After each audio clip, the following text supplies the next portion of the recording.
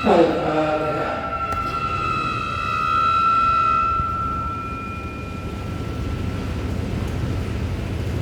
Bismillahirrahmanirrahim.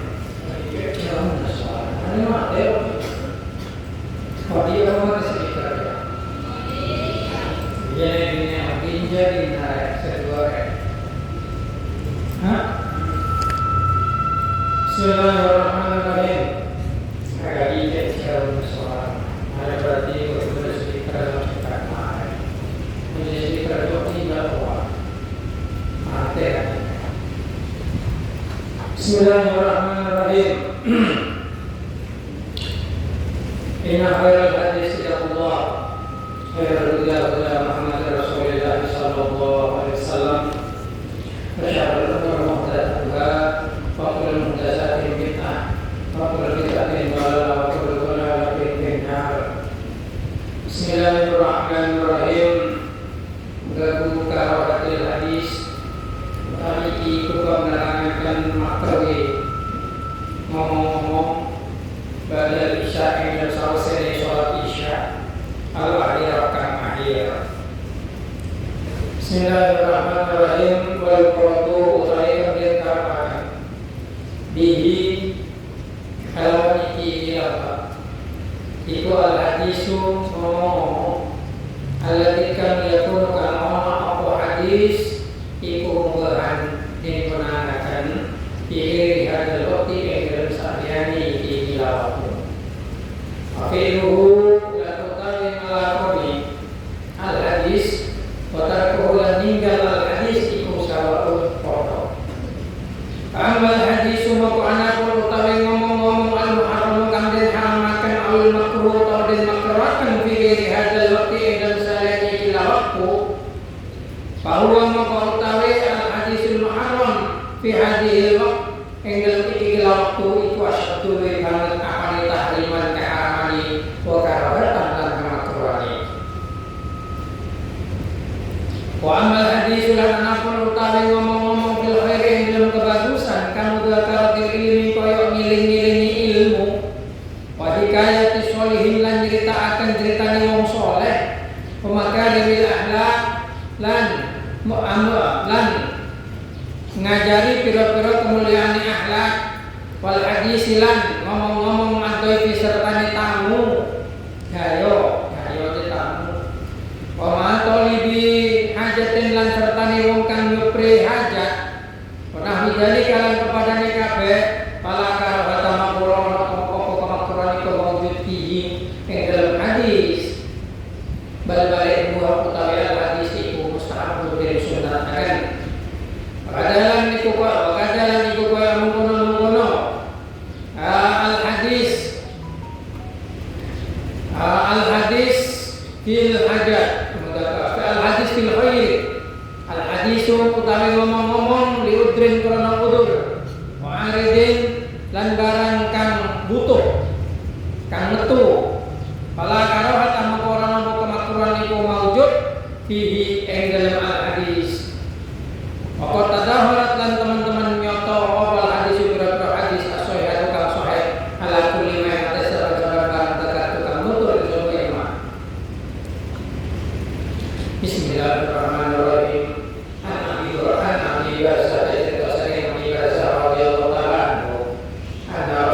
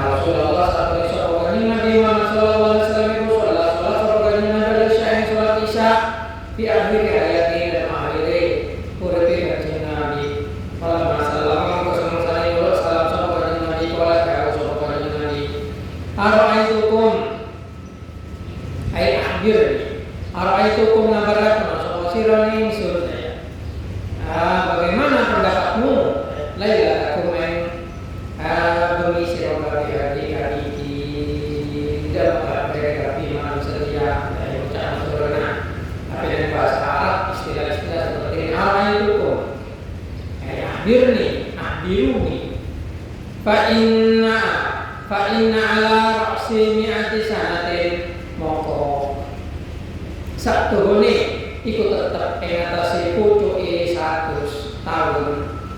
Fa inna ala ra'si mi'ati sanatin moko saktuhune iku tetep ing atase pucuke 100 tahun. Lae kok ura keri miman saya wong buah kan iku tawiman iku ala doril ardi ana ing atase kila bumi alir mandiri dina iki sapa apa adun wong suci mutabakun alaihi. Bismillahirrahmanirrahim. Cerita sakit Anas radhiyallahu anhu anda satu sahabat iku ikat dulu pada menteri tahu pada menteri satu sahabat Nabi pajang kotak kos sebagai Nabi yang sahabat qariban endel waktu separat min syatril lail saking separuh ini pasalama ko salat sebagai Nabi bihim kalawan sahabat yakni ngersakan sebagai sunnah Anas al-Isya yang salat Isya oleh sopokan Nabi naik kita bakal mau dawuh Nabi ala ele maksud sira inna nasa satu di sapa manungsa iku kosol teman-teman salat sapa teman-teman wis salat sapa manungsa marwuh kare-kare turu sapa manas wa innakum la satuni sira kabeh iku lan tazalu ura gengser sapa sira kabeh fi sholatin boten tepe sholat mantap terus lagi ini ngenteni sapa sira kabeh sholat ae sholat Rasul Bukhari meriwayatkan mengenai sapa Bukhari Imam Bukhari. Bismillahirrahmanirrahim.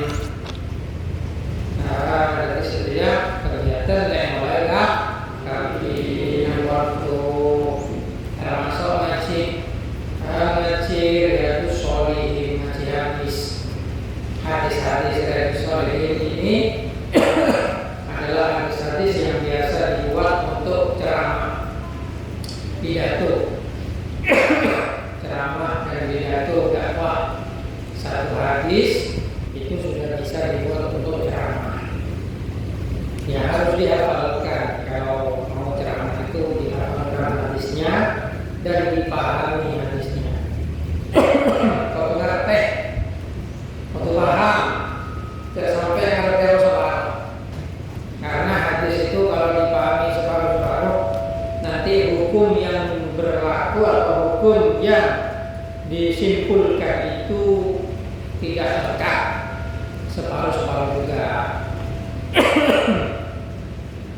Seperti hadis ini, babu karahatil hadis badal isya al-akhirah. Ini hadis menerangkan makruhnya orang do semarang bejang isya. Daya cak do alun kuning ada para rumah. Semarang bejang isya nya makruh. Jadi mau bejang isya hanya bener dulu. Cepat do sampai untung sampai rombongan makruh punya itu karena takut mengganggu sholat subuh. Nah, sekarang yang perlu diperhatikan itu adalah waktunya sholat isya. Sholat isya itu waktunya malam. Isya itu berasal dari kata gelap. Itu isya. Maghrib berasal dari kata terbenamnya matahari. Isya itu ketika langit menjadi gelap. Loh, kalau di Indonesia kan isya maghrib itu sudah gelap langit. Ya, di Indonesia memang seperti itu. Tapi di zamannya Nabi Muhammad dulu di Mekah sana, walaupun matahari terbenam itu langit belum menjadi gelap. Gimana ini? Jadi di zamannya Nabi Muhammad terbenamnya matahari itu tidak menentukan gelapnya langit. Karena di langit itu ada awan masih berwarna merah, merah. Makanya di kitab-kitab fikih diterangkan waktu Isya itu muncul ketika terbenamnya atau hilangnya mega merah. Coba lihat di kitab Fathul Qorib. Ijazah basyafakul ahmar. Ketika terbenamnya atau hilangnya mega yang merah, mega awan yang merah. Kalau di Indonesia tidak ada itu awan yang merah itu. Makanya tidak semua hadis itu bisa kemudian diterapkan secara saklek pas di Indonesia, tidak bisa. Karena harus disesuaikan dengan situasi dan kondisi. Gitu. Tapi hadis yang dimaksud Nabi Muhammad di sini, yang mana dijelaskan oleh pengarang kitab Riyadhus Shalihin Imam Nawawi, wal murad bihi al hadis alladhi yakunu mubahan. Yang dimaksud dengan makruh itu adalah berbincang-bincang sesuatu yang boleh dilakukan di selain waktu itu. Jadi membenahi marana Isya dia mubah. Kalau kau kerjakan setelah waktu Isya itu jadi makruh. Jadi makruh, mubah. Kenapa? Karena sholat Isya itu biasanya ditutup dengan sholat witir. Sholat witir itu kemudian tidur, habis itu tahajud. Kalau kamu masih ngomong-ngomong sebelum itu, dikhawatirkan kamu tidak sholat tahajud. Begitu maksudnya. Ngerti? Oh, ini tak anja. Bagi langsung tedungi lo tahajud dia. Iya kan? Karena kamu tidak menganggap tahajud itu penting. Ini masalahnya. Padahal tahajud itu adalah sholat di mana kamu itu bisa lebih dekat kepada Allah dengan mengerjakan kesunatan dan berjuang. Tahajud itu berasal dari kata berjuang. Gitu. Arab mengatakan berjuang. Kalau itu tangnya dari dunia kan, atau berjuang untuk bangun dari tidur lalu kamu sholat menyembah kepada Allah, itulah yang dimaksud dengan tahajud. Gitu. Bismillahirrahmanirrahim. Kalau ucapan itu makruh atau haram di selainnya setelah Isya, apalagi dilakukan setelah Isya, tambah makruh, tambah haram. Tuh apakah ada omongan-omongan yang haram? Ada, merasa nyore. Hei jangan cabi kan cina ngerasain orang yang menjual, iya, mau jual, mau Ahmad, atau siapa yang itu siapa yang ya, tuh, mau toyir gua, mau ganteng orang apa lera belang. Contoh, jangan bodoh kalau tak lera belang. Ini contoh. Itu ngerasain uang itu haram. Dikerjakan di selain setelah Isya haram, apalagi dikerjakan setelah Isya. Ngomong yang haram tambah haram. Kecuali kalau ngomong-ngomong itu yang bermanfaat, seperti ngaji, mudzakkaratul ilmi, seperti ngaji, mudzakkaratul ilmi itu bermusyawarah ilmu. Hikayatus sholihin menceritakan orang-orang yang soleh, makarimil akhlak menasihati orang agar menjadi berakhlak bagus, atau hadis ma'ad dhaif bincang-bincang dengan tamu karena menemui tamu, memuliakan tamu itu diwajibkan, diharuskan. Maka yu'minu billah wal yawmil akhir fal yukrim dhaifahu. Barang siapa beriman kepada Allah dan hari kiamat maka muliakanlah tamunya. Maka berbincang-bincang dengan tamu itu tidak makruh karena itu memuliakan kepada tamu. Pemantau lebih hajatin atau orang yang punya kebutuhan minta tolong kepada kamu terus kamu tolong, itu tidak makruh berbincang-bincang setelah isya, gitu loh. Mana bidalika fala karahata fih, maka tidak dimakruhkan, bal huwa mustahab, bahkan itu disunatkan. Bagada al hadis liudrin, atau ngomong-ngomong karena ada udur, seperti ada orang sakit pergi ke kamu minta nasihat bagaimana agar sembuh, itu kamu kasih nasihat gitu. Atau kalau kamu lapar setelah isya cari makanan, makan sambil ngomong-ngomong, waktu masak makan sambil dengan makan lo asik, itu boleh. Kalau timbul pertanyaan di kopi yang apa? Tak hajat ya. Enja tengku kebutuhan gitu. Makanya kita harus berusaha menghindari. Kalau menonton itu bisa dia. Mereka betul anak ya, betul nah itu lihatin di grade itu masuk itu. Wa'aridin atau sesuatu yang terjadi, peristiwa apa yang terjadi ya sama kayak anak-anak itu. Dia di kopian umpama lo kalau ngerasain orang gitu. Setujuan ngerasain orang ini anak-anak bini biasa nah. Anak bini ini teman-teman kadang lek ngerasain orang, anak-anak ngerasain orang. Kok kadang kayak lebur membicarakan orang lain. Ya. Apalagi kalau orang lain itu tertimpa musibah, kayak dua rasa anu juga ya. Ayo apa? Jangan kau sibukkan dirimu dengan urusan orang lain. Uruslah dirimu sendiri. Gitu, tidak boleh. Bismillahirrahmanirrahim.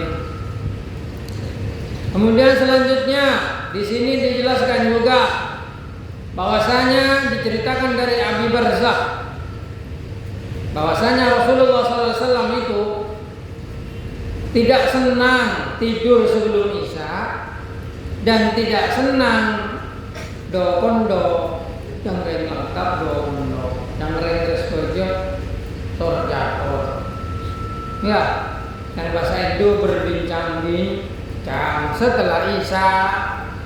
Nabi Muhammad itu akhlaknya seperti itu, tidak senang tidur sebelum isya dan tidak senang berbincang-bincang setelah isya. Itu Nabi Muhammad seperti itu. Kemudian juga diceritakan dari Ibnu Umar, sesungguhnya Rasulullah SAW sholat isya. Setelah itu sholat isya itu menjelang wafat. Kanjeng Nabi menjelang wafat pernah sholat isya, lalu kanjeng Nabi itu pernah mengatakan bahwasanya tahukah kalian semua bahwasanya 100 tahun dari sekarang tidak ada satupun orang yang ada hari ini itu masih ada, kata Nabi. Kalau di bahasa Indonesia kan begitu. Loh, kenapa hadis ini dibuat atau dimasukkan dalam hadis makruh isya? Karena berarti berbicara setelah isya itu tidak haram. Loh, haram. Kanjeng Nabi lah kalau senang duduk sumarena isya, tapi kanjeng Nabi juga pernah mengerjakan berbincang-bincang setelah isya itu pernah. Contohnya ini, kanjeng Nabi setelah sholat isya, setelah salam beliau mengatakan, tahu hadapi sahabat bahwasanya 100 tahun lagi ada orang yang sebenarnya punya seterki ibadah. Hadis itu menunjukkan bahwasanya semua orang yang hidup pada waktu Rasulullah melafadzkan itu tidak ada yang sampai ke umur 100 tahun. Gitu. Ya, di waktu itu. Loh, sekarang kok ada orang bisa berumur 100 tahun? Orang itu tidak ada waktu Nabi Muhammad mengatakan itu. Sehingga tidak masuk di dalam hadis itu. Tapi kalau orang itu ada di waktu Nabi Muhammad mengatakan itu, pasti umurnya tidak akan sampai 100 tahun. Itu loh. Contohnya itu. Nah, Nabi Muhammad pernah berbincang-bincang setelah sholat isya. Jadi tidak haram. Itu oleh benek konsekuensi makro di pas tahu hadis itu banyak. Kalau ada satu hadis, jangan langsung dipakai, lihat hadis yang lain. Jangan kayak orang Wahabi. Orang Wahabi punya satu hadis tok. Kullu muhdatsatin bid'ah, kullu bid'atin dhalalah, kullu dhalalatin finnar. Semua orang yang membaru-barukan agama, membuat pembaruan dalam agama itu bid'ah. Semua bid'ah itu tersesat, semua yang sesat itu neraka. Wahabi itu hanya punya satu hadis ini, sehingga semua orang yang melakukan perbuatan yang tidak pernah dikerjakan oleh Nabi Muhammad di masa hidupnya langsung dianggap bid'ah. Tapi di hadis yang lain Nabi Muhammad juga pernah mengatakan bahwasanya barang siapa memberikan contoh baik kepada orang Islam lalu dikerjakan oleh orang Islam itu, maka orang itu akan mendapatkan pahala tidak kurang sedikit pun dari orang yang mengerjakan. Man sannah, bahasa Nabi Muhammad itu man sannah, membuat sunnah. Kalau hadis ini diterapkan, maka orang yang mencontohkan perbuatan baik seperti Wali Songo dulu membuat tahlilan. Kalau ada orang meninggal, orang dikumpulkan, ayo doa bersama agar si mayit dimaafkan oleh Allah. Ini di zaman Nabi tidak ada. Tapi dengan Wali Songo dibuatlah itu untuk kekompakan masyarakat. Untuk mengganti kepada budaya orang Hindu yang kalau ada orang meninggal, tetangganya diundang bukan untuk berdoa, tapi untuk memainkan hiburan. Itu orang Hindu. Gitu, dirubah dengan Wali Songo, dikasih doa, dikasih wirid, dikasih sholawat, dikasih tasbih, dikasih bacaan-bacaan bagus. Maka itu bukan bid'ah. Kenapa? Masuk pada hadis man sannah itu, barang siapa memberikan contoh bagus lalu ditiru, maka orang yang membuat contoh itu akan selalu mendapatkan pahala tidak kurang dari orang yang mengerjakan itu. Makanya untuk orang Ahlussunnah wal Jamaah, bid'ah itu hanya ada kepada ubudiyah murni seperti sholat maghrib 4 rakaat, itu bid'ah. Kenapa? Karena Nabi Muhammad mencontohkan sholat maghrib itu 3 rakaat, gitu loh. Makanya orang Wahabi itu banyak yang bodoh, banyak yang goblok. Kenapa? Karena mereka hanya memakai satu hadis saja, tidak mau menerima kepada hadis yang lain. Sehingga beragamanya orang Wahabi itu menjadi kurang lengkap. Lengkap ibadahnya. Beruntunglah kamu yang ngaji kepada ulama Ahlussunnah wal Jamaah, karena bisa agamamu itu kafah, Islamnya kamu itu sempurna. Karena yang dipakai dalil keseluruhan, Quran keseluruhan, hadis keseluruhan. Tidak diambil satu saja, tidak diambil satu saja yang seenaknya sendiri. Nah, itu kelebihannya orang ulama Ahlussunnah wal Jamaah. Kemudian pernah di satu hadis, di satu kejadian, Nabi Muhammad SAW itu pernah sholat Isya, tapi keluarnya Nabi waktu sholat Isya itu hampir jam 12 malam. Nabi Muhammad itu pernah, sahabat itu waktu Isya sudah nunggu jemaah. Nabi lo keluar kanjeng Nabi sampai kol 12 malam. Parah, kol 12 malam baru kanjeng Nabi keluar nah jemaah.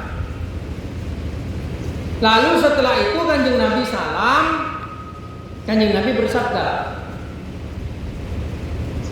orang lain, umat yang lain, maksudnya sahabat yang lainnya yang tidak jemaah ke masjid sudah sholat dan tidur saudara.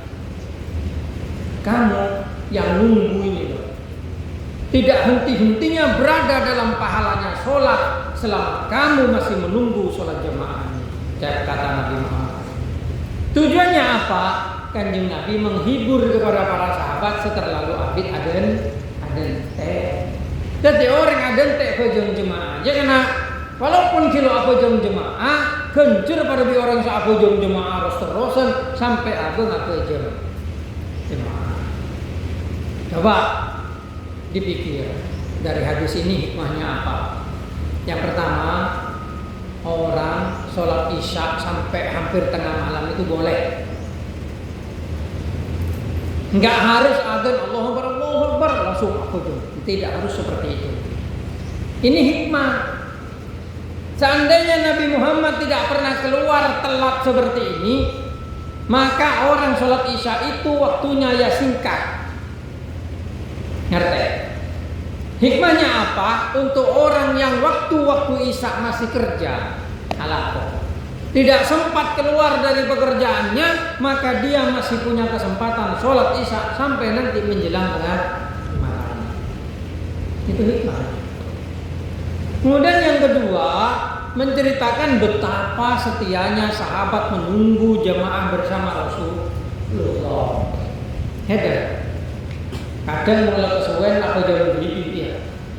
Nah itu kurang bagus. Kemarin waktu pasan ada molean.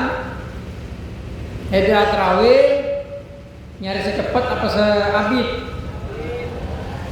Saat terawih yang rawa mana nyari masjid sejak terawihnya cepat apa masjid seterawihnya abid? Nah, gak pada kan? Gak ada. Nyari secepat malah membodoh petang menit rawa mana? Ya, iya, ya. Itu ada yang seperti itu. Tapi orang saat terawih abid pun pahalanya juga lebih besar. Karena nunggu itu lama. Apa jam itu? Boleh memang sholatnya lebih lama. Itu pahalanya lebih banyak. Itu untuk orang-orang yang imannya kokoh. Gitu. Tapi lamun hedeng momen ada entek pahanggo iman cah gitu anak kokoh. Itu malah nambah dosa. Nambah orang ngerasa nih orang. Nah iya, perkara itu mana senang secepat ya lah apa jangan cepat. Itu intinya seperti itu. Bismillahirrahmanirrahim. Dan hikmah yang ketiga ya orang yang menunggu jamaah itu selalu dicatat sholat sampai jemaah dilaksanakan. Gitu. Itu hikmahnya seperti itu. Makanya orang itu harus rajin sholat, harus rajin jemaah gitu. Jadi kudu rajin jamaah, apalagi mondok dari ilmu jamaah itu barokah. Gitu, habis jemaah wiritan. Oh saya tidak punya bacaan yang mau diwiritin, yaitu bacaan bednya Ajid ya ilahi itu. Kalau kamu ingin pinter itu diamalkan. Tiap selesai sholat dibaca satu kali jangan dilakukan Pak Masjid. Sanwaren Assalamualaikum hanya ajid wah burung sami. Ya penjak. Burung enggak usah dilakukan baca sendiri gitu. Setelah wiritan hasbunallah mamanya kamu nambah. Kalau kamu wiritan sama dengan temanmu, kamu enggak akan pernah melebihi temanmu. Kecuali kamu lebih cerdas. Tapi kalau kamu tidak cerdas, kamu al-fanani telur kali longgama,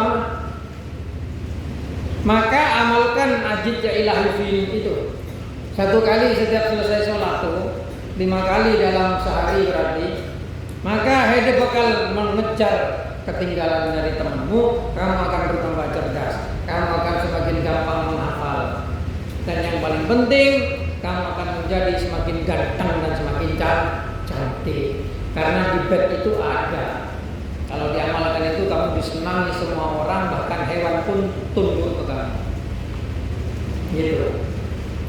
Loh bisa, karena bed yang ada di jalut yang diberikan ke kamu itu dipilih. Termasuk yang pertama itu ajijailah dina ilma wa hikmata. Ya Allah, temukanlah dalam diri saya ilmu dan hikmah.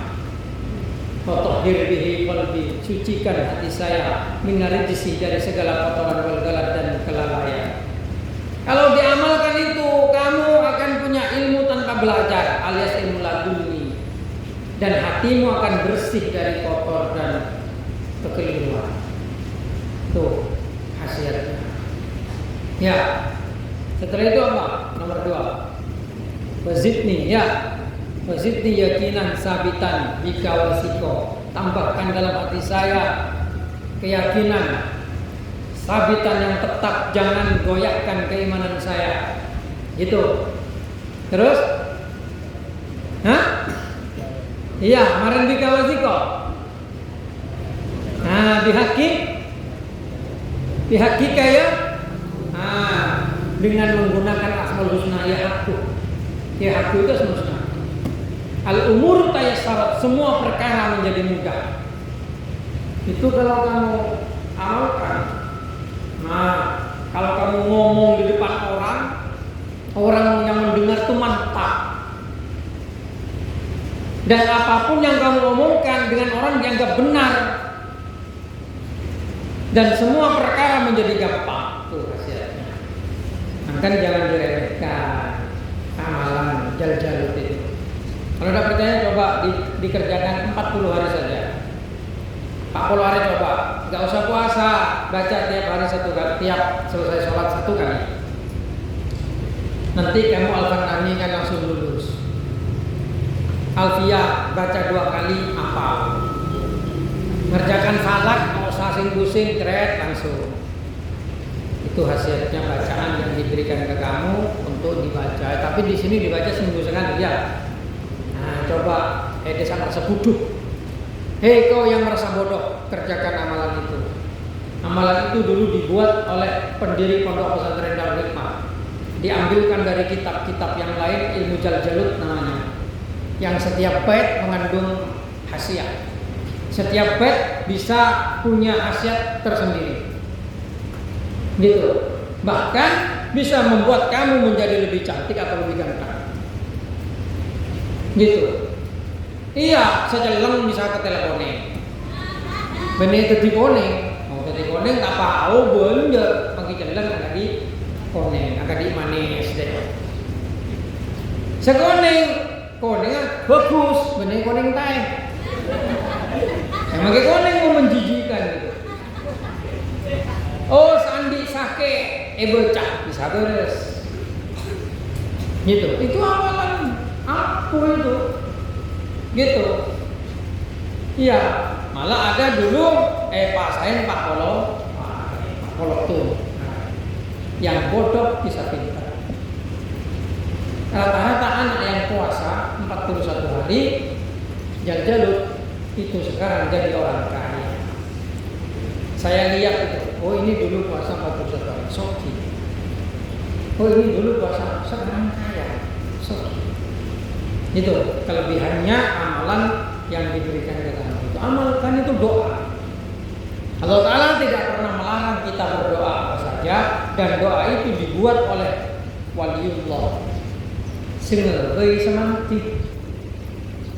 Waliullah itu kemudian minta, ya Allah, orang yang membaca bait-bait saya, maka berikanlah, nah itu, terimalah doanya. Berikan kemudahan baginya. Jadikan dia seorang pemimpin itu.